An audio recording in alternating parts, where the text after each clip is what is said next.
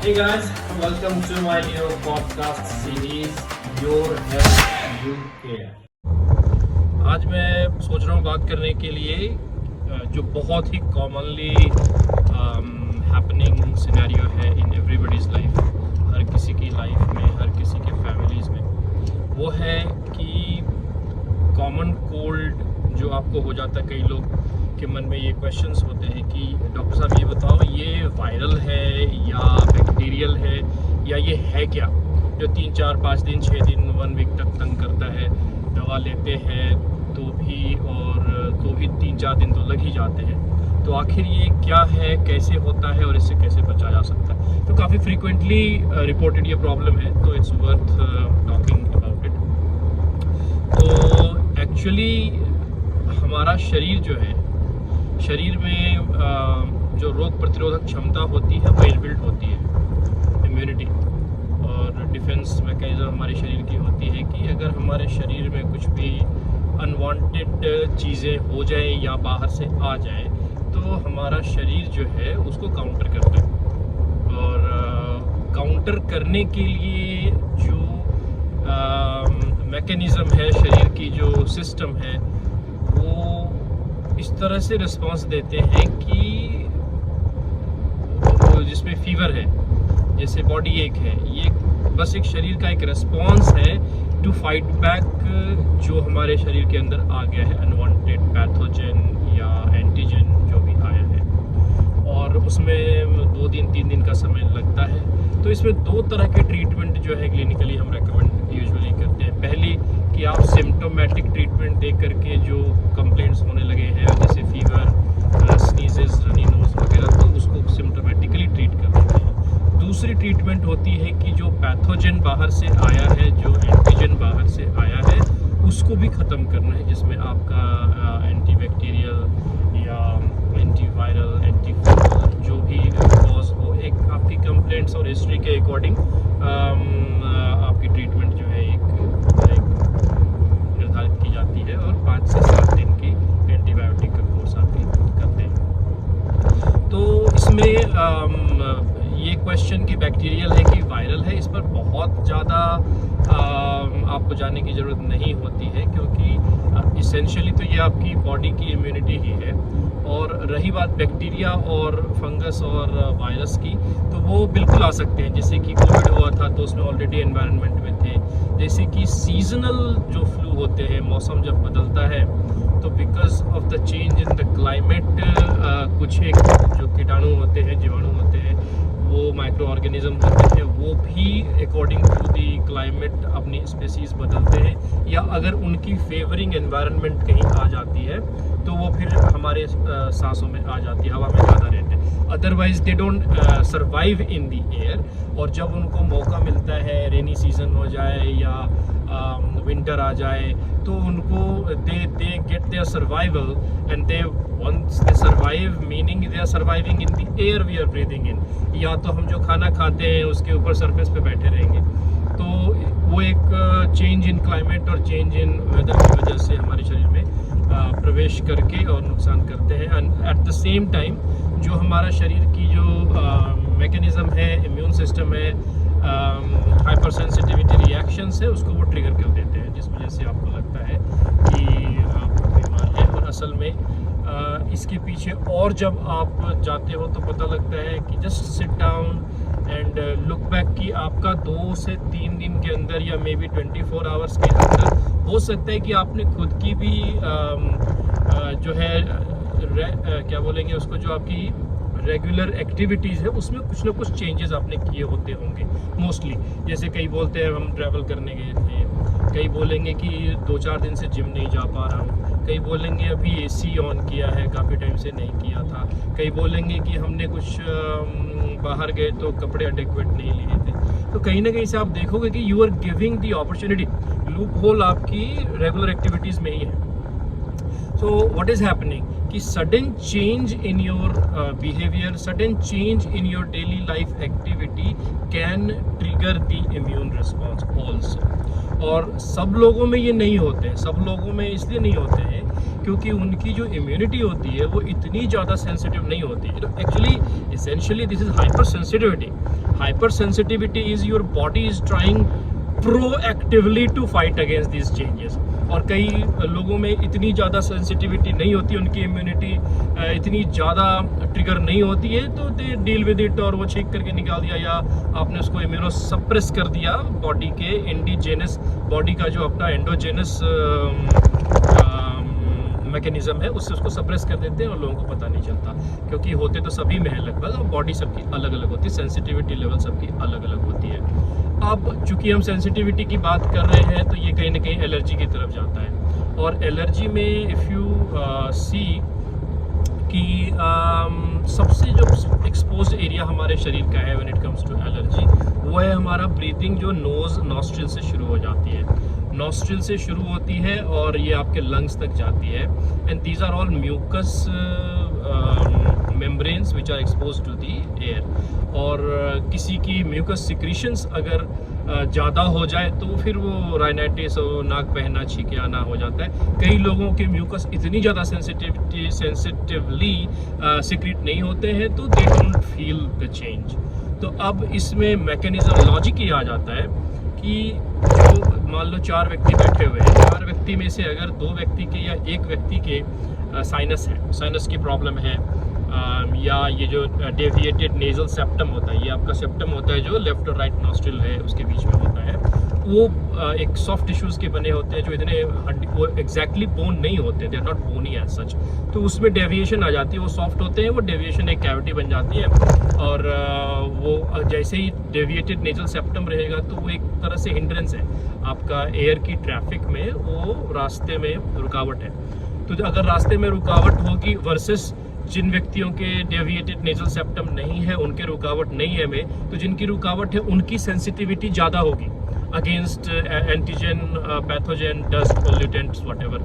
तो एक तो ये डेविएटेड नेजल सेप्टम, और ये बहुत कॉमन है, डेविएटेड नेजल सेप्टम प्रॉब्लम जो है वो हमारी सोसाइटी में आई बिलीव 50-50 है, या 4 में से 1 को होगा या 4 में से 2 को तो होगा ही होगा, अगर इसकी स्टैटिस्टिक्स निकालेंगे तो वो है ही है। तो वो ज़्यादा प्रोन होते हैं हाइपर सेंसिटिव रिएक्शन के, एलर्जी के, कोल्ड के, इन सब चीज़ों के।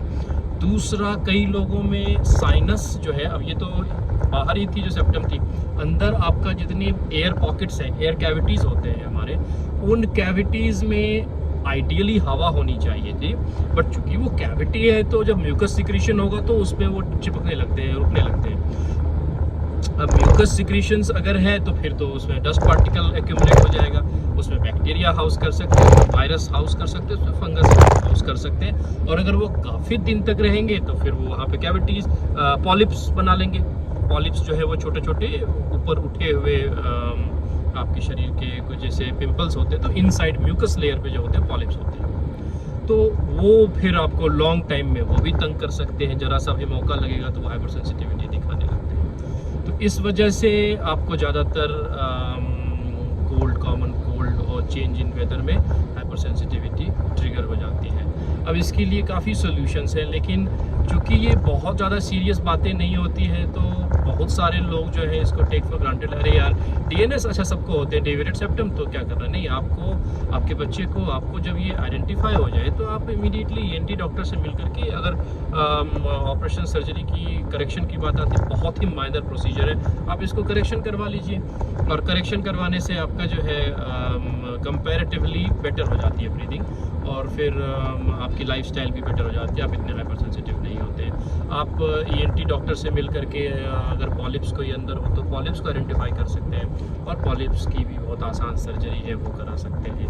और उसके साथ ये हो गई क्लिनिकल। अब क्लिनिकल मैनेजमेंट में मैं अपनी प्रैक्टिस में यूजुअली आपको जो ब्रॉड स्पेक्ट्रम एंटीबायोटिक होती है, जो हर तरह की बैक्टीरियाज पे लगभग असर कर सकती है, वो आपको 5 से 7 दिन की मैं लिखता ही हूँ।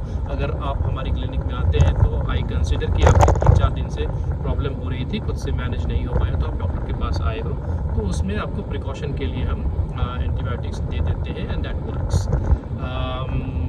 तो उसके लिए आप अपने डॉक्टर से मिलें।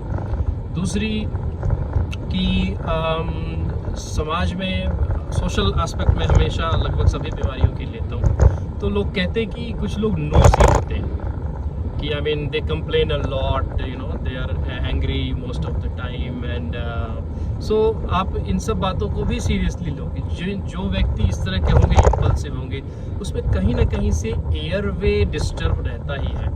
एयरवे डिस्टर्ब होने का मतलब है कि आपकी जो यहाँ नेजल सेप्टम्स है, नाक में कुछ इस तरह की सेंसिटिविटी है, जिसकी वजह से you are easily, you know, sensing the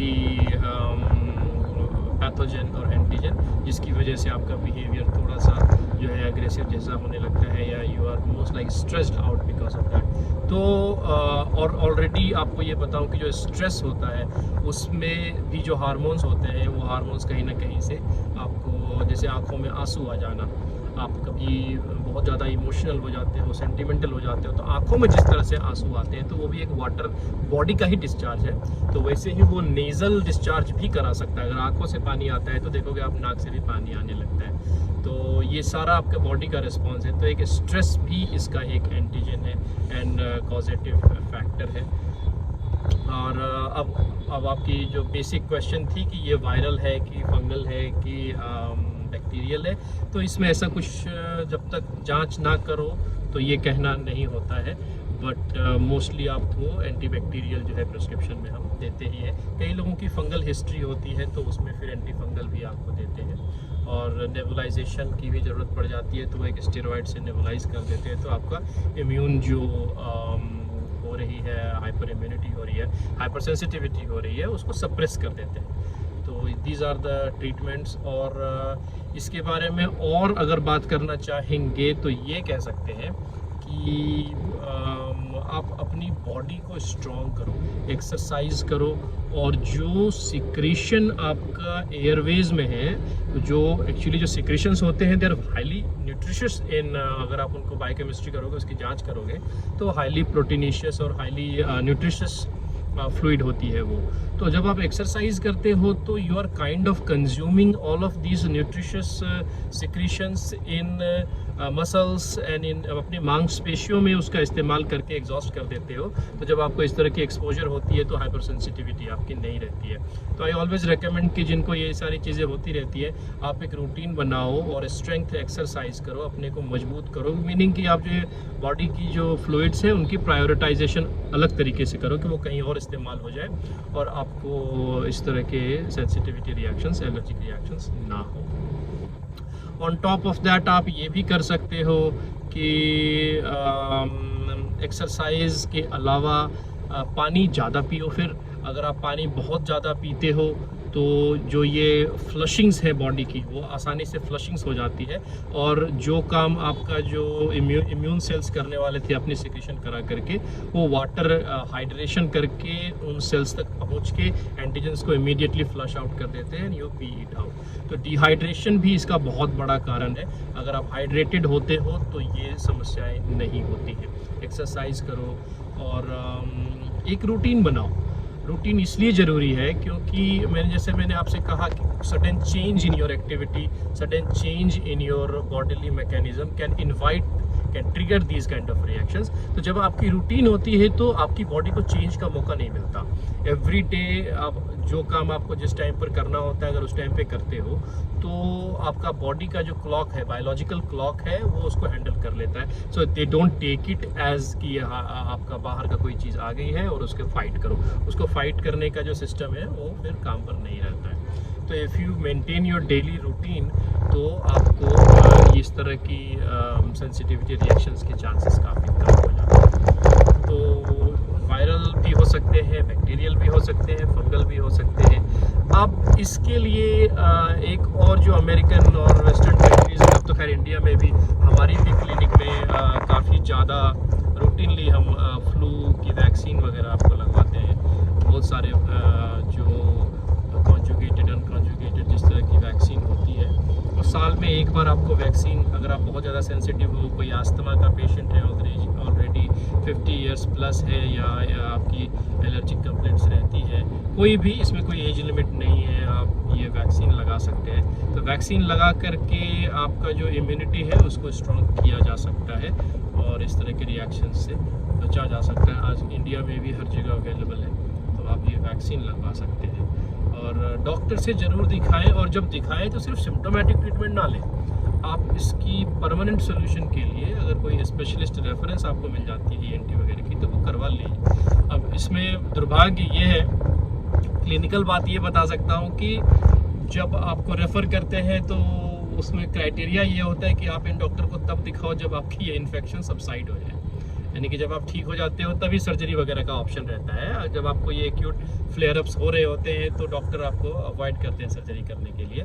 तो उसके बाद क्या होता है कि अब this is not such a serious disease कि इसको आप स्केड्यूल करोगे तो ये अच्छा नहीं, चलो कोई बात नहीं, तो ठीक तो हो ही गया, क्या करना। तो ऐसा नहीं होना चाहिए। अगर आपको जब मौका लगता है तो इसको when you are healthy, when your sinuses are fine, तो आप ENT डॉक्टर से कंसल्ट करके सर्जिकल ऑप्शन को आपको लेना चाहिए। Don't take it for granted. ये एक लाइफस्टाइल डिजीज़ है और काफ़ी अनोइंग हो सकती है आपकी लाइफ, तो इसलिए इसको थोड़ा सा सीरियसली लेकर के इफ़ एनीथिंग आप you can reach out to me. और इस तरह की और भी इंफॉर्मेशन में तो आजकल मैंने कहा समय का बेस्ट यूटिलाइजेशन यही है, गाड़ी में भी आप छोटे छोटे क्लिप्स डाल सकते हो। तो subscribe to the channel and reach out to me without any hesitation. If nothing we can talk for a while. Okay guys, take care, all the best and have a great rest of the day. आज मौसम तो गर्म है यार, घर से निकलते से लेकर पार्किंग तक जाने में शर्ट गीली होगी, इतनी गर्मी है। तो इमेजिन आज तो बहुत गर्म रहने वाला है। तो इसमें क्या करेंगे, अडेक्वेट हाइड्रेशन। अडेक्वेट हाइड्रेशन कितनी होनी चाहिए, how much is too much, how much is adequate. Well in this kind of weather कम से कम प्योर पानी 4 लीटर तो होनी ही चाहिए आपका। इफ़ नथिंग तो 3 से 5 लीटर के बीच में प्योर वाटर, प्लेन वाटर तो होना ही चाहिए, more the better. And don't worry about peeing. अब इंडिया थोड़ा सा डेवलपिंग से थोड़ा इम्प्रूव हो रहा है, तो यूरिनेशन की फैसिलिटीज़ लगभग सभी जगह पर है, so don't worry about that, but make sure you drink enough water. पानी पिएंगे तो आप हेल्दी रहेंगे, आपका स्किन भी हेल्दी रहेगा, आपका हेयर भी हेल्दी रहेगा, फ्लश आउट्स होंगे, डिटॉक्सिफिकेशन होंगे। And yes, alright guys, that's